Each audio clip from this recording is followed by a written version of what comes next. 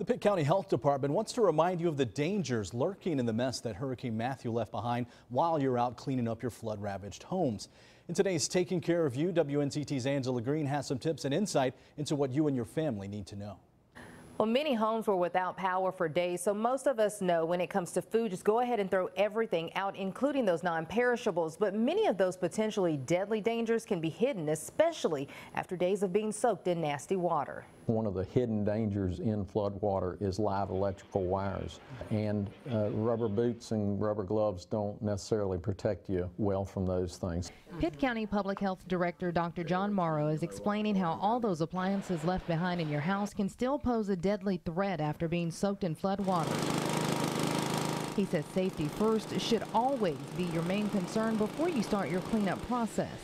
Make sure your area is safe to go into. Talk to your local officials to make sure the power is safe and those waters are safe to even wade in before you go in there. Dangers persist not only in the obvious mold and mildew that you can spot with your own eyes. Drywall, once it's wet, you really can't get it dry enough to prevent mold growth in it. A lot of upholstery type things, very difficult to dry. Stuffed animals, all those things are probably going to have to be thrown out to get rid of the mold. And in the air, the dangers are lurking there too.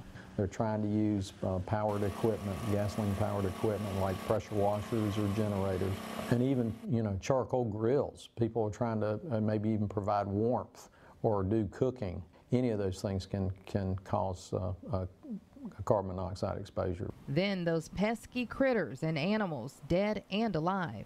Fire ants are coming out of the ground and they're floating in the balls, and so people are getting fire ant bites. Most of the smaller dead animals you can just dispose of through regular trash, like a squirrel or something like that. But if there's a larger animal like a deer in your yard or the roadways, Morrow says contact the Emergency Operations Center and they'll come out to remove it. Dr. Morrow says there shouldn't be any reason to worry about infectious disease. However, contamination is possible around septic tanks, and keep your children away from all of the damage in floodwaters. Angela Green, 9 on your side.